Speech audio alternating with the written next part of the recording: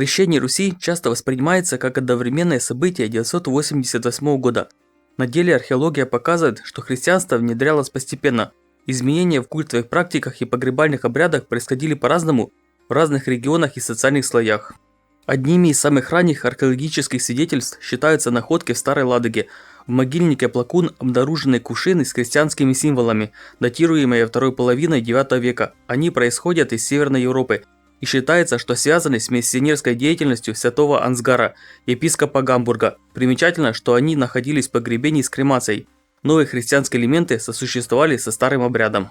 В другом кургане того же могильника под номером 11 обнаружено погребение в камере, которое точно датируется последней четвертью IX века. Это самое древнее камерное погребение на Руси и самое ранее известное трупоположение такого типа. Камерный обряд, пришедший из Северной Европы и связанный с элитной средой, находившейся под влиянием христианского Запада. Важно отметить, что появление камерных погребений происходило одновременно с распространением христианских предметов, что свидетельствует об их взаимной связанности. На юге Руси переход от кремации к трупоположению также начался уже в IX веке, задолго до официального крещения в 988 году. На тот момент эта практика была ограничена элитой и дружинными кругами и еще не носила массового характера. Вероятно, это связано со Скольдовым крещением.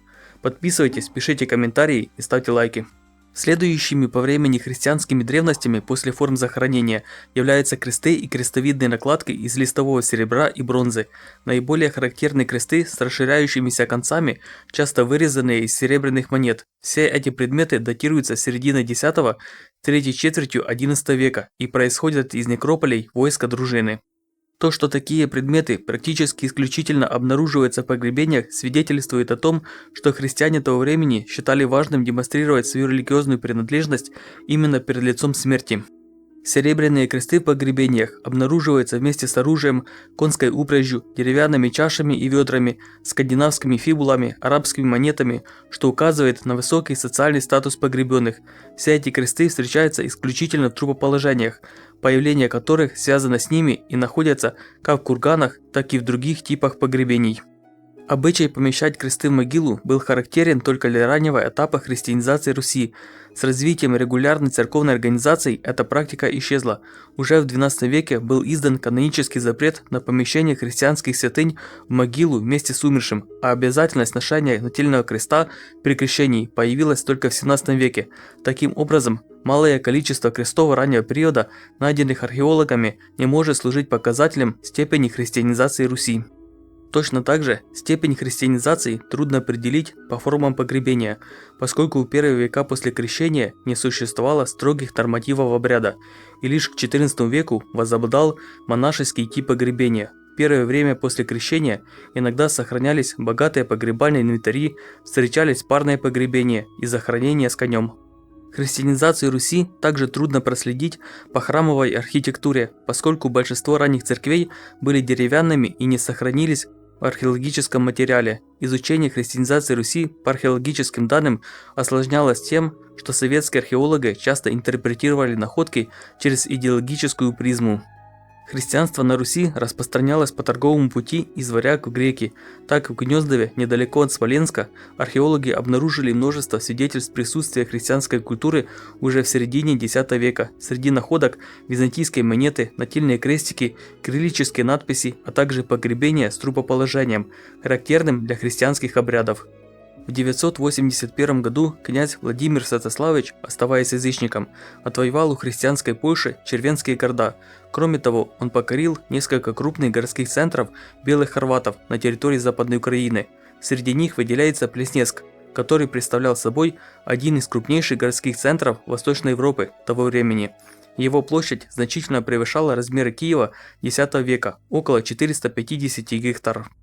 Крупным центром также являлось городище Стельско и ряд других поселений. Эти центры поддерживали контакты с Великой Моравией. Однако убедительных археологических свидетельств устойчивого христианского присутствия на их территории не выявлено. Напротив, фиксируются крупные языческие культовые комплексы, что свидетельствует о сохранении традиционных религиозных практик.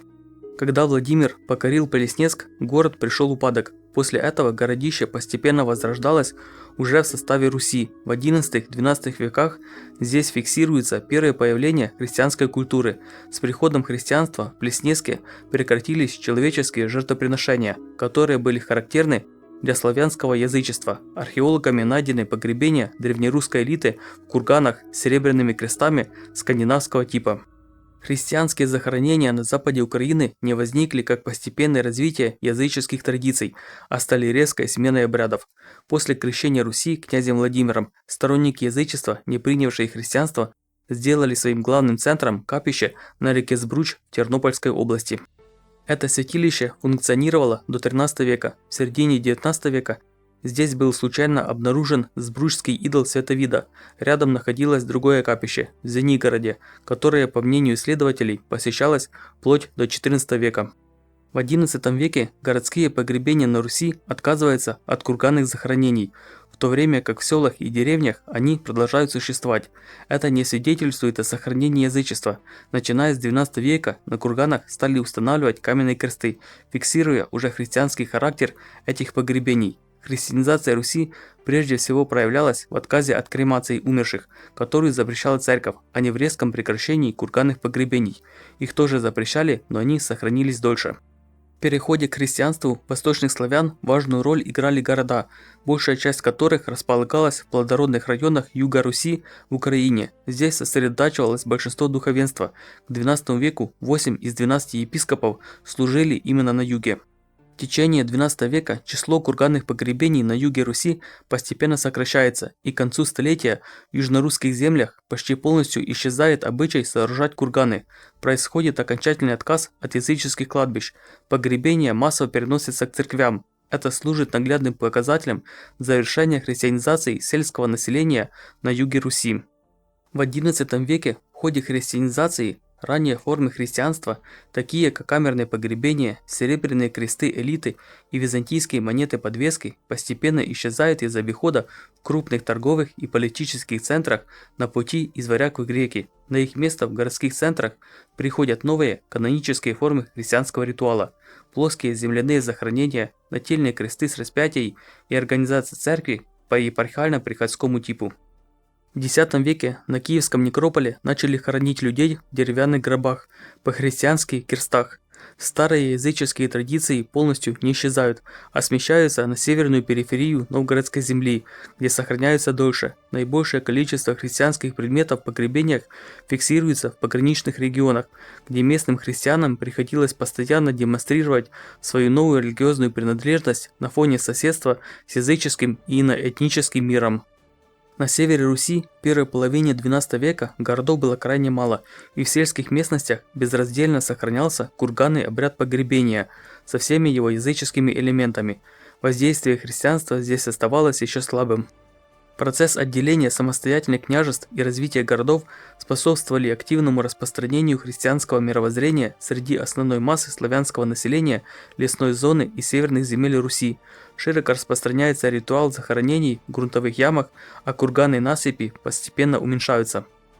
К середине XIII века традиция погребений под курганами быстро исчезает, хотя в новгородской земле она сохраняется до XV века. Для неславянских народов Северо-Востока археологические данные недостаточны. Таким образом, археология показывает, что крещение Руси было не мгновенным актом, а длительным процессом. Подписывайтесь на канал, чтобы узнать больше и не пропустить новые видео.